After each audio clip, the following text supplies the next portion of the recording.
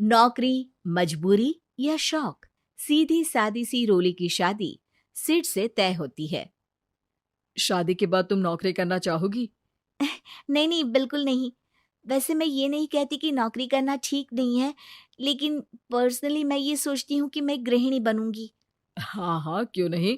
गृहिणी बनना भी आसान नहीं है। एक सफल परिवार चलाना किसी देश को चलाने जितना ही कठिन है। रोली को सिड का साथ और बात दोनों अच्छी लगती है, और फिर वो दिन भी आ जाता है जब दोनों की शादी हो जाती है। शादी के बाद ये क्या, सारा दिन किचन, कपड़े और चार दीवारों के आगे पीछे घूमती रहती है। जा बाहर निकल कर देख, कितनी स्मार्ट लगती हैं वो औरतें जो नौकरी करती है। हाँ, अच्छी तो लगती है सासू माँ, लेकिन मैं नौकरी नहीं कर सकती। मेरा मन घर के कामों में ही लगता है। अरे मेरी बेटी तो कमाती है, अपने को फिट भी रखती है और सास को भी खूब शॉपिंग करवाती है। अच्छी बात है ना सासू माँ, मैं तो जो है उसी में संतोष मान लेती हूँ। बरकत होनी होगी तो इसी में भी हो जाएगी। ये बोलकर रोली चली जाती है। एक दिन सास की सहेली घर आती है, जहाँ रोली उन्हें चाय के साथ कई तरह के पकवान बनाकर खिलाती है। अरे वाह, तेरी बहू तो बहुत गुणी है, कितना सब बनाकर ले आई। मेरी वाली तो ऑफिस से आकर 2 रोटी ही सेक दे तो समझो एहसान कर दिया। अरे ऐसा ना बोल, तेरे घर में 2 कार, 4 मंजिला मकान, और तेरे लिए जो वो अपने पैसे से साड़ी लाती है वो भी तो कितनी कीमती होती है। अरे मेरी वाली तो बस सारा दिन इन्हीं 2 कमरों को ताजमहल बनाने में लगी रहती है। सहेली चली जाती है। कुछ समय बाद रोली को एक सुंदर सी बेटी होती है। अरे क्या सारा दिन उस बच्चे में लगी रहती है? माँ, मुझे ना 1 मिनट भी छोड़ने का मन नहीं करता। देखिए ना, कितनी प्यारी है। मैं ना इस हर पल को एंजॉय करना चाहती हूँ। अरे हाँ हाँ, हमने भी बच्चे पाले हैं, हम भी जानते हैं कि कितने प्यारे होते हैं, और अपने बच्चे को बढ़ता हुआ देखना कितना अच्छा लगता है। लेकिन एक दिन अचानक और रोली, एक बहुत बड़ी घटना हो गई। एक शॉर्ट सर्किट से पूरी दुकान जल गई। ओह, अब क्या कुछ समझ में नहीं आ रहा कि कैसे घर चलेगा। घर की पूरी गाड़ी पटरी पर लाने के लिए कई साल लग जाएंगे, और वापस पहले जैसे होने में भी बहुत टाइम लग जाएगा। रोली कुछ सोचती है, फिर अपने 3 महीने के बच्चे को देखती है और कहती है, आप कहें तो मैं नौकरी शुरू कर दूं? माँ मुन्नी को देख लेगी, फिर शाम को तो मैं घर आ ही जाऊंगी। सिड कुछ कहता उससे पहले ही उसकी सास वहां आ जाती है।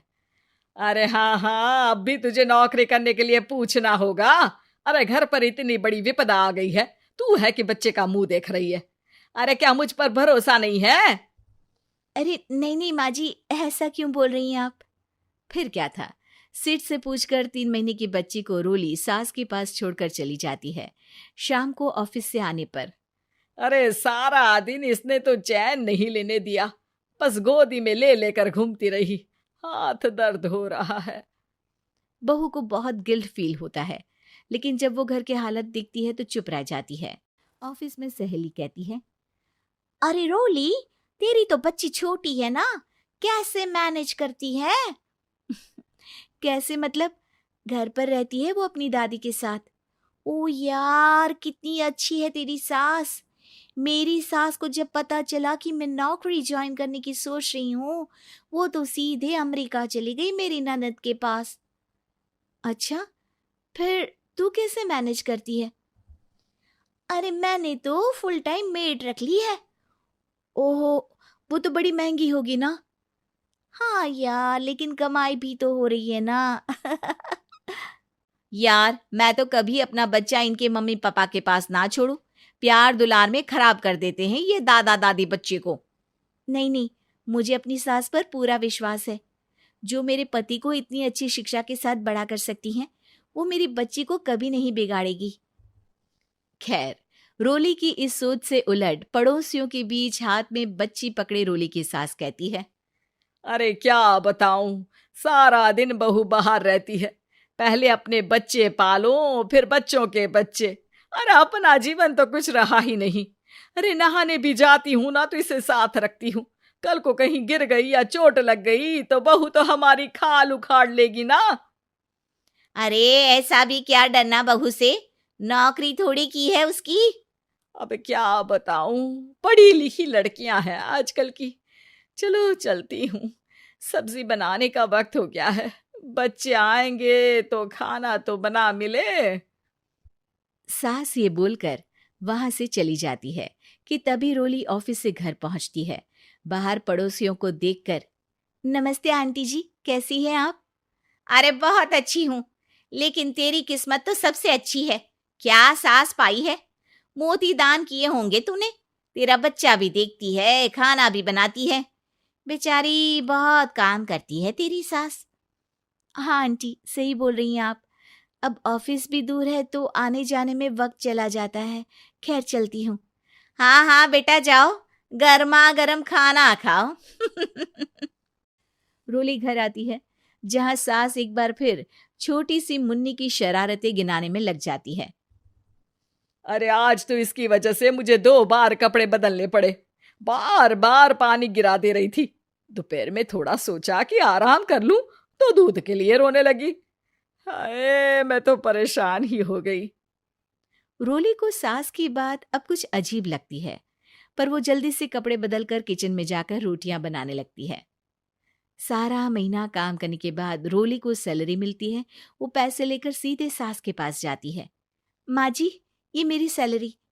आपने हर कदम में इस घर का साथ दिया। मैं नौकरी करने के पक्ष में नहीं थी। मैं तो अपने बच्चे को बढ़ता देखना चाहती थी। मैं थोड़े में भी खुशी थी। कभी मैंने आपको किचन में पैर नहीं रखने दिया था। घर की मुसीबत नहीं आती तो मैं कभी इन जिम्मेदारियों को आप पर पड़ने नहीं देती। अब सास समझ चुकी थी कि उसकी गलती कहाँ है। हाथ में पैसे देखकर कहती है, मैं पढ़ी लिखी नहीं थी तो पति ने भी कभी पैसे हाथ में नहीं रखे। बेटे ने भी गल्ला संभाला, लेकिन तूने मुझे समझा। ये मेरा सम्मान है कि एक बहू होकर तूने पूरी सैलरी मेरे हाथ में रखी बेटा।